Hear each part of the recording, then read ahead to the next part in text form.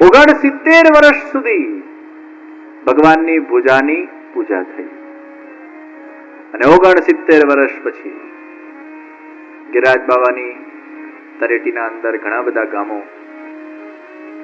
એક આન્યોર ગામ, બીજું જમનાવતા ગામ.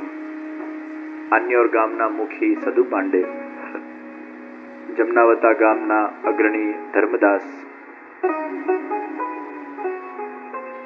ધર્મદાસના પુત્ર કુમનદાસ, સદુ પાંડેના ભાઈ માણેકચંદ. આન્યોરમાં સદુ પાંડે રહે, એના પાસે 1000 ગાયો છે. ધર્મદાસ પાસે 300 ગાય છે. जहां गाय है वहां भगवान है. ગાય ભગવાનને બહુ વાલી છે અને ગાય બધાને વાલી હોવી જોઈએ, કારણ કે જે ભગવાનને વાલું હોય એ આપણું વાલું થાય તો આપણે ભગવાનના વાલા બની. જે ભગવાનની પ્રિય હોય અને એ પ્રિય વસ્તુને અગર આપણે સાચવીએ, એનું સંવર્ધન કરીએ, એનું રક્ષણ કરીએ, એનું પોષણ કરીએ તો એ ભગવાનના આપણે પ્રિય બનતા હોઈએ છીએ. ગાયનું દૂધ એ શ્રેષ્ઠ દૂધ છે.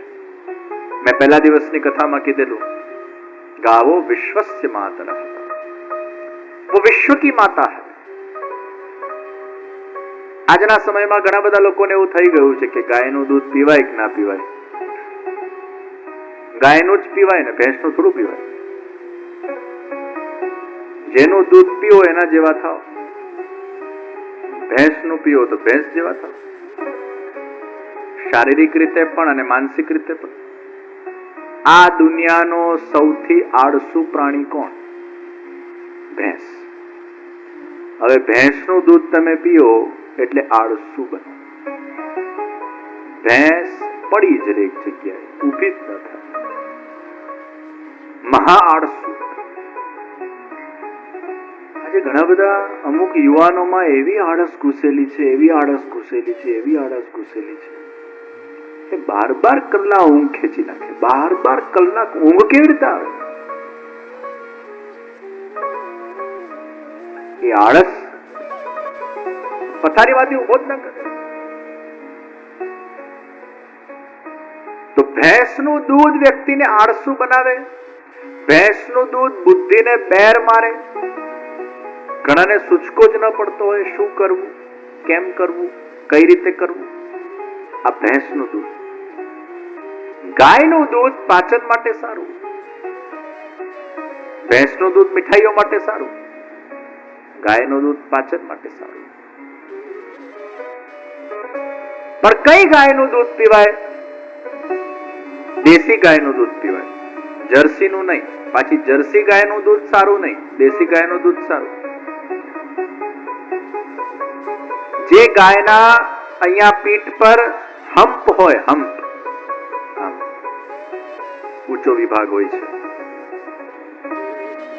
એ દેશી ગાય, અને ફ્લેટ હોય એ જર્સી ગાય.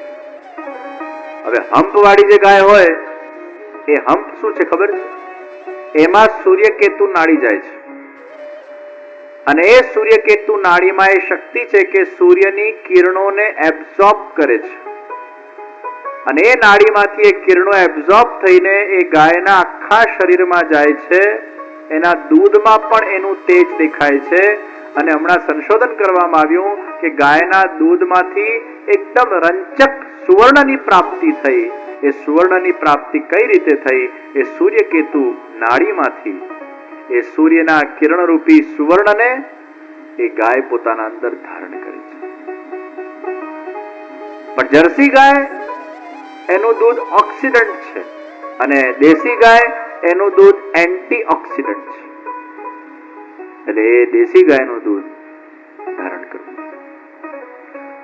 ઘણા લોકો એવું કે છે કે ગાયનું દૂધ ખાલી એના વાછરડા માટે જ હોય, દુનિયા માટે નથી હોતું. એટલે આજે વિદેશમાં ઘણા લોકો વિગન બની ગયા છે અને વિદેશમાં જે પ્રથા ચાલુ થાય ને એ સૌથી પહેલા આખા ભારત દેશમાં મુંબઈમાં ચાલુ થાય. વિદેશના સીધા વાઇબ્રેશન પહેલા મુંબઈમાં આવે, પછી અહીંથી પછી થતા થતા ગુજરાતમાં જાય, દિલ્હીમાં જાય, સાઉથમાં જાય, તો એ મૂળ એનું મુંબઈ. વિદેશનું કોઈ પણ સારી આદત અહીંયા આવે ને ખરાબ આદત અહીંયા આવે, મુંબઈ એને ગ્રાસ્પ કરે. તો ઘણા વિઘન થઈ ગયા છે. ઘણા લોકો એવું કહે છે કે આ ગાયનું દૂધ આપણા માટે છે જ નહીં, એ તો એના વાછરડા માટે જ છે, એટલે આપણાથી એ પીવાય જ નહીં. આપણે વાછરડાનું દૂધ પીને વાછરડાને દુખી કરીએ છીએ. આવા કેવા આપણે મનુષ્ય કે ગાયના વાછરડાના દૂધને આપણે પી જઈએ છીએ. આ વિઘન કે છે. ગાયનું દૂધ ત્યાંના લોકો, અમુક લોકો એટલે નથી પીતા કે ત્યાં વિદેશના અંદર એ ગાયને ઇન્જેક્શન્સ મારવામાં આવે છે, મીટ ખવડાવવામાં આવે છે, હાર્મોનિયલ ઇન્જેક્શન મારવામાં આવે છે, ગાયની પ્રકૃતિને બગાડી નાખવામાં આવે છે. અને એ બગાડેલી પ્રકૃતિનું જ્યારે દૂધ નીકળે છે એ દૂધમાં ઘણી બધી એલર્જીસ પણ થતી હોય છે, પંપથી દૂધ કાઢતા હોય છે, ગાયને કષ્ટ પડે છે. એટલે અમુક વિગનોએ ત્યાં નક્કી કર્યું કે ગાયના દૂધનો બહિષ્કાર કરવો, જેથી કરીને ગાયના દૂધનું પ્રોડક્શન ઘટે અને ગાયને કષ્ટ આપવામાં ન આવે. એ ગાયમાંથી વધારે દૂધ કાઢવાની એ ગેલછાના પાછળ એ ગાયને કષ્ટ આપવામાં આવે છે, ઇન્જેક્શન્સ મારવામાં આવે છે, એને હેરાન કરવામાં આવે છે. એટલે અમુક લોકોએ ત્યાં ગાયના દૂધનો બહિષ્કાર કર્યો. એ માટે વિઘન થાય.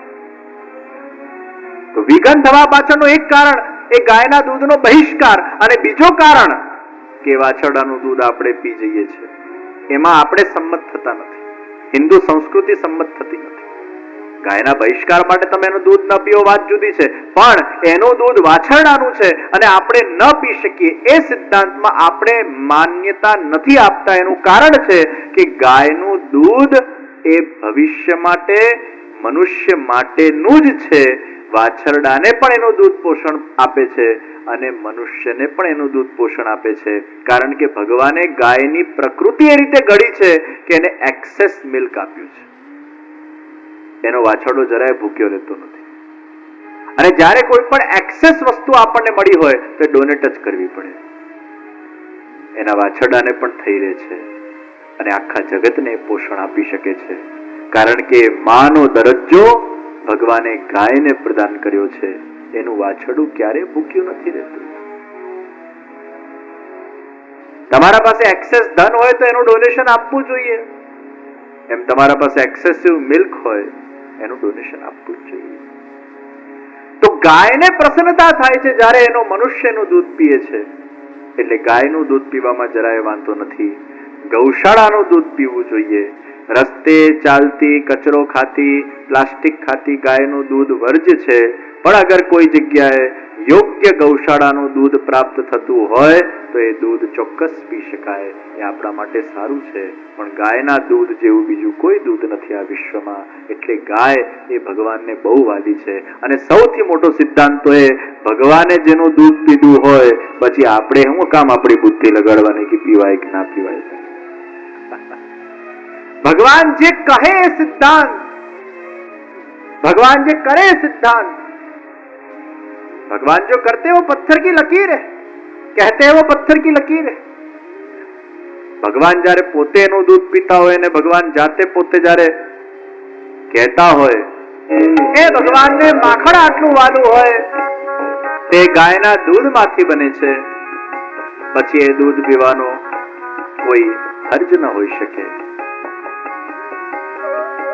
तो गाय के हम हमेशा ऋणी है. गाय हमें पोषण प्रदान करती है. गाय हम सबकी माता है और गाय का रक्षण करना वो हम सबका कर्तव्य है. भगवान कृष्ण जब पधारते हैं तो सबसे पहले गैया पधारती है અને ગાય પધારે એટલે ભગવાન પધાર્યા બરાબર છે. તમારા શહેરમાં અગર રાષ્ટ્રપતિ આવે તો સૌથી પહેલા કોણ આવે? સૌથી પહેલા કૂતરા આવે. કૂતરા આવીને ભસી ભસીને સૂંઘી સૂંઘીને આખા વાતાવરણને ડિસ્ટર્બ કરી નાખે. કશે બોમ્બ તો મૂક્યું નથી. તો રાષ્ટ્રપતિ આવે એ પહેલા કૂતરા આવે. રાષ્ટ્રપતિ આવે ત્યારે આગળ પણ ગાડી, પાછળ પણ ગાડી, આજુબાજુ ગાડી ગાડી, ગાડીઓના વચ્ચે જે પ્રગટ થાય એને રાષ્ટ્રપતિ કહેવાય. પણ ગાયોના વચ્ચે જે પ્રગટ થાય એને વિશ્વપતિ શ્રીનાથજી કહેવાય. શ્રીનાથજી પધારે ત્યારે સૌથી પહેલા ગાયો પધારે અને શ્રીનાથજી પધારે ત્યારે આજુબાજુ પણ ગાય, આગળ પણ ગાય, પાછળ પણ ગાય. એ ગાયોના વચ્ચે જે પ્રગટ થાય એ આપણા શ્યામ સુંદર શ્રીનાથજી બાબા છે. હજી તો શ્રીનાથજીનું પ્રાગટ્ય થયું નથી અને સદુ પાંડે અને ધર્મદાસ એમની ગાય એ શ્રીનાથજી બાબાના એ ગિરિરાજના શિખર પર જઈને એના આંચળમાંથી દૂધને પસરાવી રહી છે.